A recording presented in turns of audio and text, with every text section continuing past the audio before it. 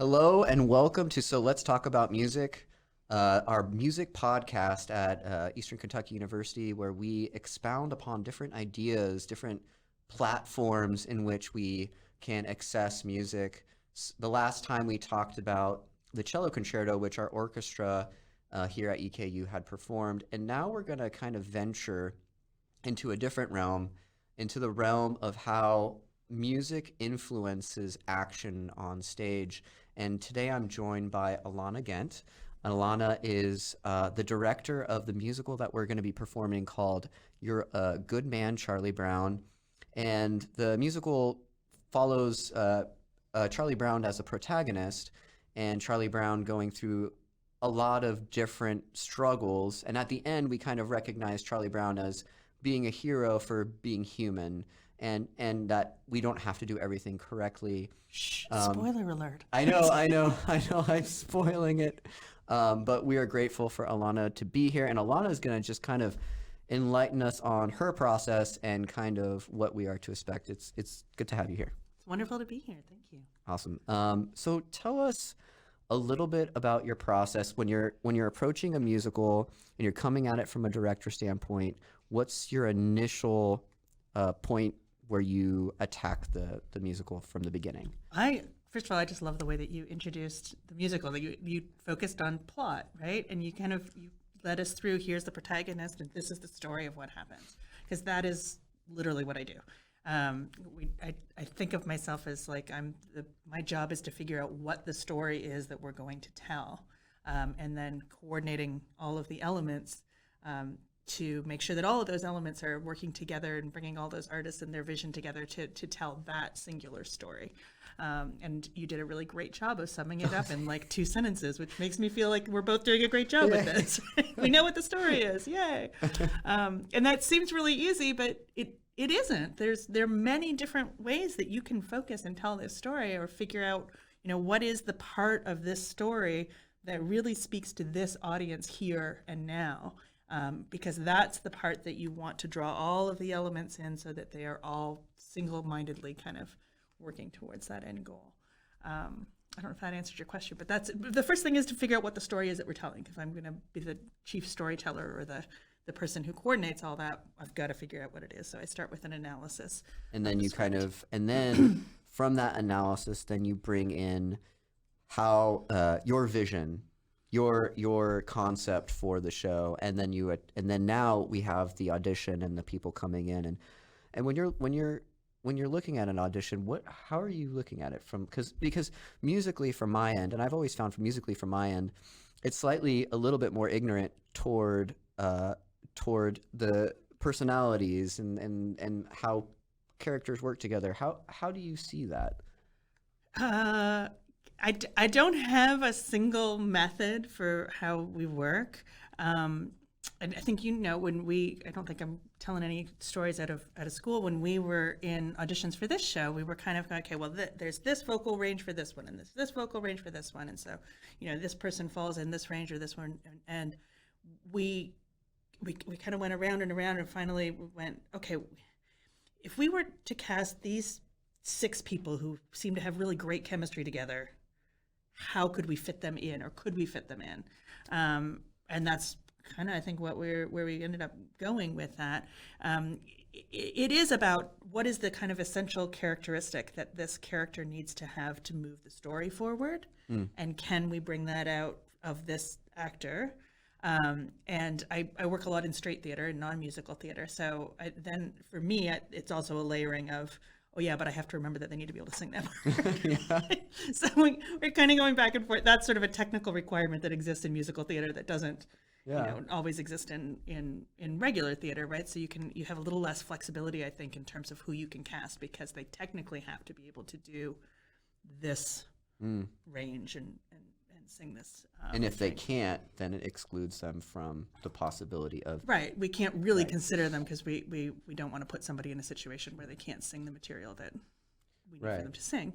But then really, like, what do I need for this character to... What is the quality of this character that I must have, or that we must have, to be able to drive the story forward? So if we're going to cast a Lucy's got to be able to have some sort of biting edge that people can respond to. So in auditions, we're looking for, okay, how does that work? And if I put this person on stage with a person I'm considering for Charlie Brown, how do they interact? Is that interaction fun to watch or compelling to watch? What kind of chemistry do they have? So I think actors sometimes get hung up on, I didn't get cast because I wasn't good enough, and it's so rarely about that. It's much more often about, if you're, what is the height differential between the two people who you're casting?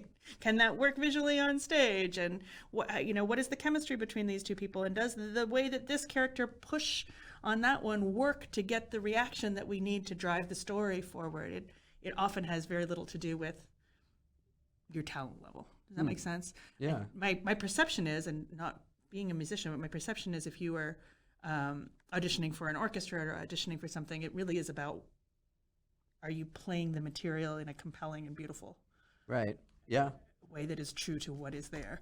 And that is kind of our baseline. Can the person act? Yeah. And we got to be able to act, right? But then how are they interacting, and what are they bringing to the picture? That's I really appreciate what you're saying, and my curiosity with directing has always been, mostly from my point of view, is the intersection between music and acting, and how when that happens, and we had some conversations, but in your mind, how does music influence action on stage? Do they intertwine, or do they repel each other? And then what do you find the difficulties are when it comes to working in the musical theater realm versus the straight play realm? Okay, that's a lot of questions. It's a lot of questions. I love the beginning of that, as I'll focus on that, because Okay. that's great. Which is sort of how does music influence what is happening on stage? And I have another thought I want to talk to you about working with actors who have a musical background and how fantastic that has been in this instance. But music really influences what happens on stage, right? It should set the. It gives me a lot of information about how the story unfolds, and how I can borrow from that to move the story forward, right? If I'm feeling like a particular scene is, driving the scene, it's driving the story forward, but the music there is, Yeah. That's a really important clue. Maybe I have it wrong. The music is telling a different story than what I want it to the story to be. Then I have to kind of reconcile those two. And sometimes that can be a lot of fun because it's a great contrast, and we can play with music and the tone that it's setting in contrast to what we're doing. And we do that a couple of times in Charlie Brown.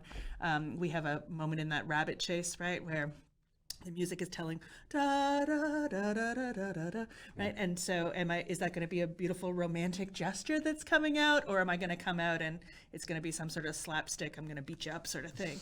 And we both kind of are giggling at that because it works in contrast to what the music is. So that can be a really fun thing to have happen. That both of those things are true. Both playing the opposite is true, and then letting the music inform the tone of what is happening, and taking that.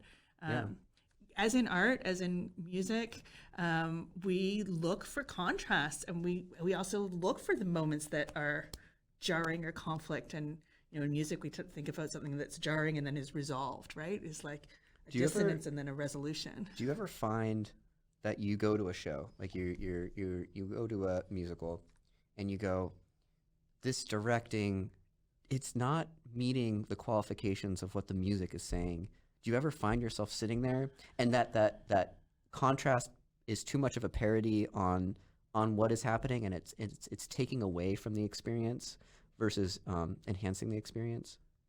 Yes, but because my background is in the theater, I usually think of it, I frame it differently probably, which is, why is this music doing that? Oh, why is the music happening here? Why is the music not telling? Then that's probably my bias, right? Is like, there's a disconnect here, right? The song is not telling the story of what it is, and well, you and I have talked about this too. The helping actors find, why is this song here? It's very different than if you go to a an orchestral concert, I think, and it's beautiful music, and the music is meaningful for this reason or that reason. In our case, that all of those things are true, but the music is also in service to the story. It's either it's probably doing all three. It's either revealing something about the character, it's driving the plot forward because a character has a realization and is going to behave differently, or literally does something within the body of the song, makes that discovery and changes their life. Or it reflects on the themes of the play. So those things are sort of layered on top of the music. So we are woven within. So we are working to uncover not just we're singing this song and it sounds good, but what is this song doing? How is this song revealing those three things? And maybe I just don't go to see bad musicals because I don't very often find myself feeling like there's a huge disconnect between the song and the action. The blocking. Yeah. I'm always sort of going, okay, what is the director trying to do? That's kind of the question when you're looking at theater. The three questions for a theater critic, right, are like, what are they trying to do? Yeah. How well are they doing that thing that they're trying to do? Which is more than just like they're trying to tell a story, right? We're trying to look at, I'm picking on Charlie Brown, but we're trying to evoke nostalgia and examine the ways that our lives are reflected on by these iconic characters, let's say. And that's sort of maybe our vision for what that story is. It's really important to figure out what we're trying to do before we start assessing how well we're doing it, right? And so this past summer, I music directed Seussical, the musical. Yes. And to bring that to light was so difficult because you have what's going on in the jungle, and then you have what's going on this clover, and like differentiating between on stage when you're on the clover and when you're in the jungle, and having the audience be able to know that was very complicated. So I can understand when you're trying to say, when you're saying it, that has to be on the forefront, is knowing how you're going to say it before anything else. And the more musical theater that I approach, I realize more and more that my job is to enhance your vision and to try to bring that to light from the musical side. Right. And it's just, I don't know. I always, like, every director is slightly different, and I always find it fascinating. Like, there was one director I worked with where no blocking was given, and they just kind of went on stage and did whatever came naturally to them. And then I've worked with directors that are very particular about action, exactly what you're doing with your body. And there's no right or wrong way. I've just found it so interesting and fascinating, the dissimilar points on directing. And I think part of it, I mean, there are things that you need to be able to do as a director. You need to learn how to block. You really need art and music and literature. You've got to be able to analyze a text and figure out how to tell that story. You need to know how composition works to be able to compose stage pictures that are telling the story you want to tell, right?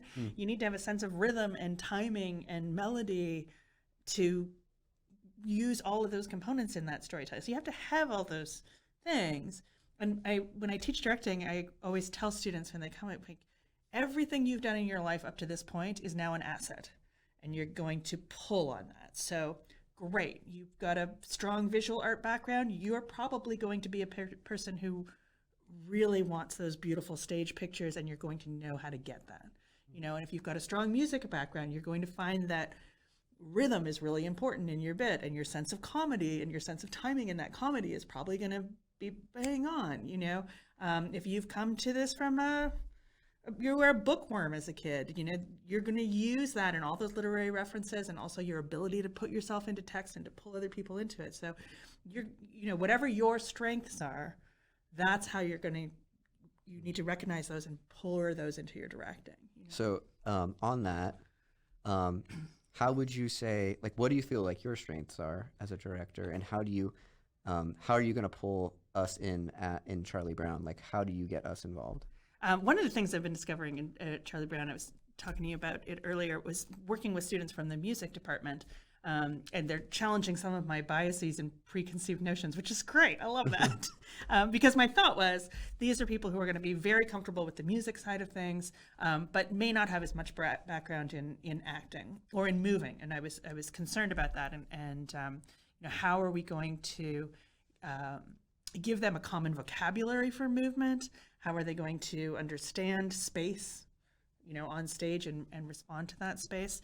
And what we've done really is borrow a lot from their music background. So we've been talking about the tempos of scenes. We've been working on some viewpoints. I'm a very visual director, so I really stage pictures are really important to me, and I'll futz about this has to happen just like this, and this moment, the timing of this moment has to happen here.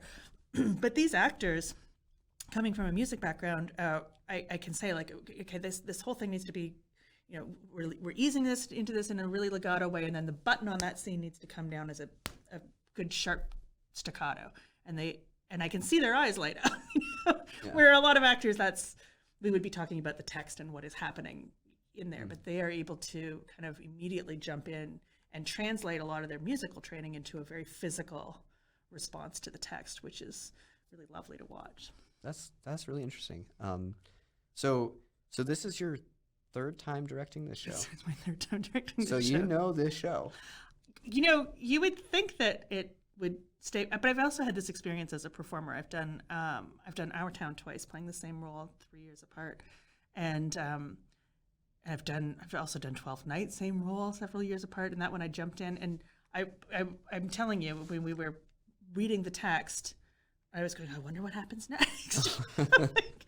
For my character that I played in a 3-week run. And I'm finding the same thing directing, that I know the story, I know what happens, but we are working in a different space with different people, with different strengths, a very different space, because the theater that we're working in is quite expansive.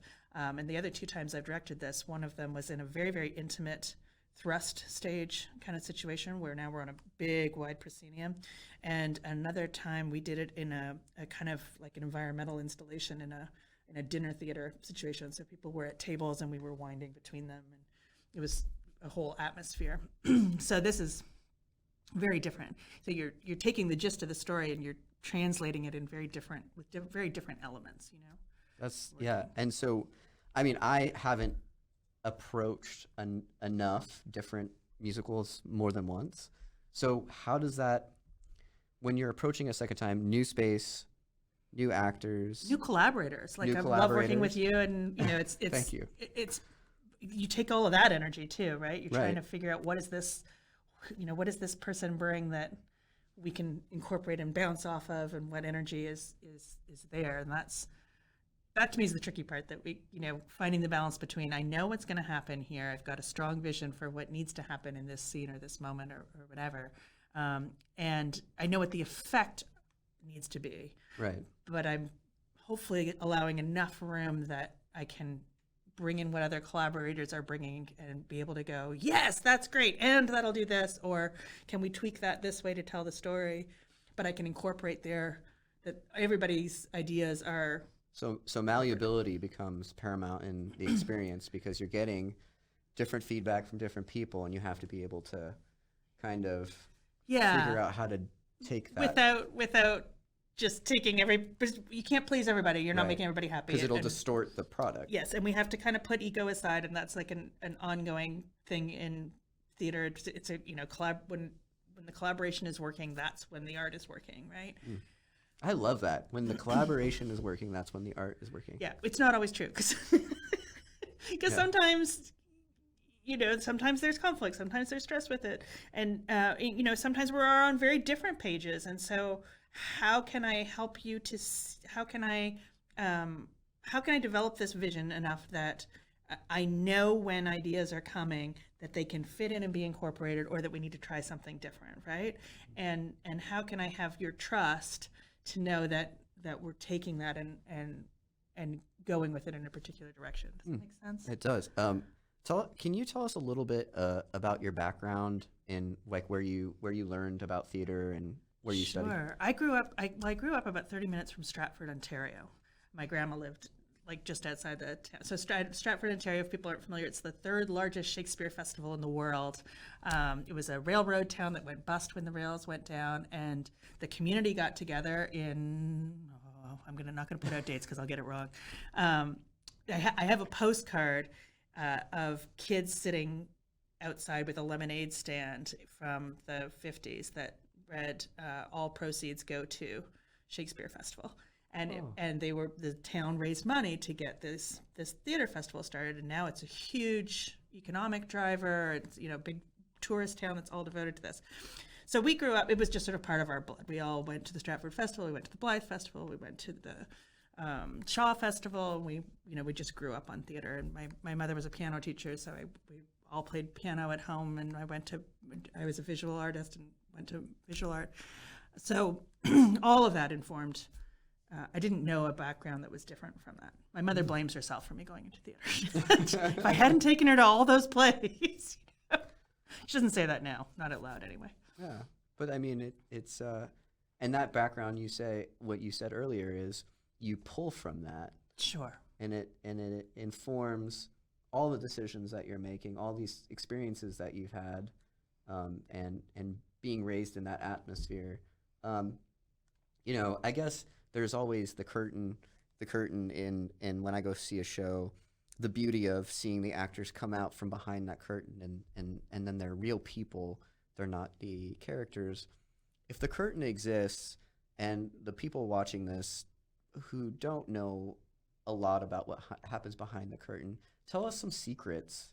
Like, what are some secrets that if the common folk wanted to know, kind of like the ins and outs of theatrical world and acting, what are some things that you've learned or that you've gleaned over the years that are fascinating or really interesting that you could share with?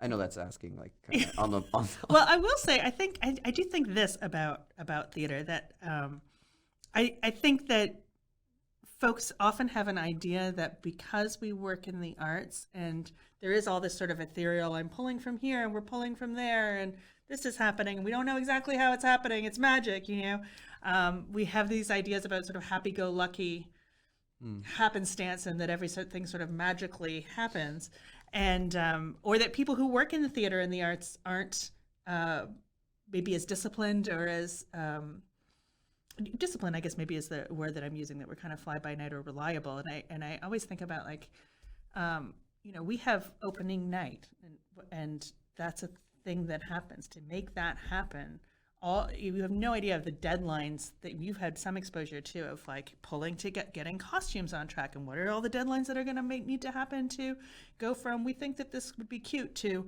there is a person wearing a costume that is functional, that looks okay with the other costume that is functional, that looks okay with the colors that are on stage. That, so think about, well, opening night comes, and if you've ever had a house renovation, you can think about this too. Like, opening night comes, that show has got to be on budget. It's got to be ready to open. It's got to be ready to greet the 500 people who are sitting in the audience. It has to have cost exactly what we thought it would cost, right? Or we're going to be in big trouble. And it's got to be high quality, or we're not going to have a chance to do this very often, right?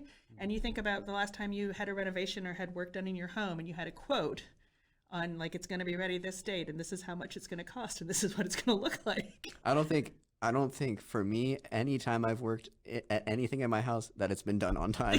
I feel like every time I've had things done, it's finished a month later. Exactly. Yeah. It's finished a month later. It costs twice as much. And it looks nothing like what you want to do. Lumber's right? gone up. But the kind of collaborative, cooperative planning skills that we develop in working in these fields, I think, are really underestimated. And when we talk about collaboration, we talk about what kind of skills are employers wanting. Well, they're telling us robots are going to be able to do most of your jobs, but they can't collaborate and create a vision. They want people who can cooperate and collaborate and plan and execute, and that's all of what we do that I think is so underestimated in theater. And some of the students here at EKU, when I talk to them, they're the most creative people I've ever met, and it's just remarkable. And I appreciate all of the insight that you're giving us on this kind of, the magical world of theater. So now let's segue a little bit into Charlie Brown and talk a little bit about the show and the dates and all the great stuff. So um, tell us a little bit about what we can expect for the show. What I kind of gave my little spiel about what I think the show is about, but what does the show mean to you and all that? Sure. I just thought you did a beautiful job of summing up the plot. It does refer to of course, the iconic comic and all of the moments that you will remember from that, the psychiatrist booth, the baseball game. So we hit on all of those, and underneath there, I think there is a lot of story that we can relate to as adults. I think if you're not super familiar with the comic, you're going to remember having seen this, but you're also going to recognize the story that Charlie Brown is telling about just being one ordinary person and how do I find meaning in this big sea of people. It's been interesting because if you remember Charlie Brown, his relationship with Lucy is really kind of she's mean. She pulls the football out every time, and I think our sensibilities have changed in the decades since those moments came out originally. In fact, the first time I directed this, which was maybe 15 years ago almost. We had this. We as a cast, and me as the sort of audience of one sitting out and seeing how audiences would take this. Went, oh, that's kind of harsh. Like we felt like I don't like seeing Charlie Brown being bullied. This isn't a happy moment. I can't laugh at that. Yeah. And that has only increased. So dealing with the script is sort of how do we tell this story that isn't just we're laughing at Charlie Brown, because you're right, there's more to it than that. It's bigger than that, because you could play it for those laughs, right? But we have to exercise some restraint in there and direct it towards finding that humanity. Do you have a character that you connect with in the show more or less? Charlie Brown I think is our everybody. He's kind of our straight person. We've been looking a little bit at Commedia dell'arte and where these characters come, the stock, sort of stock characters from there. And my daughter will never listen to this, but I'm very drawn to Lucy. Okay. And she reminds me of my daughter, and her relationship with her twin brother too. It's just this she's over the top meanness that just comes out sometimes just for the sake of having fun by being mean. Like what? Pushing the envelope. Yeah. Why are you like what? What is the purpose behind yanking that football? Yeah. So I'm finding her very interesting to play with. I've always connected with Linus. Okay, I can see that. I had a blankie growing up, yes. And the song "Blankie and Me" when he starts dancing with the blankie, and the blankie has kind of magical power, and also like being an introverted extrovert for myself, being able to be in public, but I would rather be with my blankie and me, but also his love for Lucy, and I think being the younger brother. Lucy feels neglected by the world when she starts to acknowledge some of these surveys that she's giving out.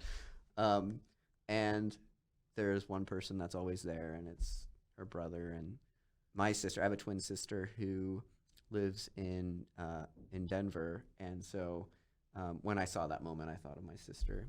Okay.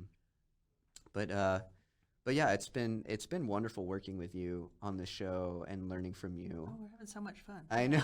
It's really. I always wonder about musical directors. You talk about creative process because you all deal with things like, we cut everything out of that song except for this, but we actually need like 4 more measures of music that like you're just sort of somehow supposed to create out of nowhere, right? So I think it's amazing that what magic musical directors are able to bring out of people. And these actors, and they're singer, actors, performers, they sound amazing, and they've each taken these characters in such, different directions. It's been really beautiful to watch them incorporate everything they're getting musically and everything they're getting on stage in rehearsal, and how they are able to sort of synthesize that to create these roles. So thank you for everything you've been bringing for that. Oh, thanks. Yeah.